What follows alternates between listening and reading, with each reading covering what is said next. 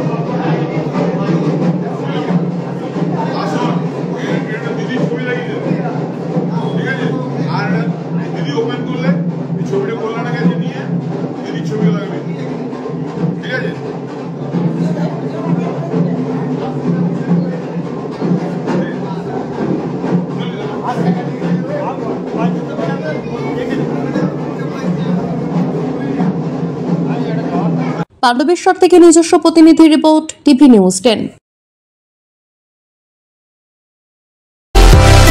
সুলভে সঠিক চিকিৎসার একমাত্র প্রতিষ্ঠান বিবেকানন্দ হসপিটাল।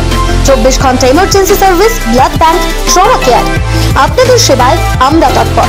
গুণমান ও পরিষেবায় দুর্গাপুর বিধাননগরের ডক্টর জাকির হোসেন এভিনিউর বিবেকানন্দ হসপিটাল শিল্পাঞ্চলের মানুষের মন জয় করেছে।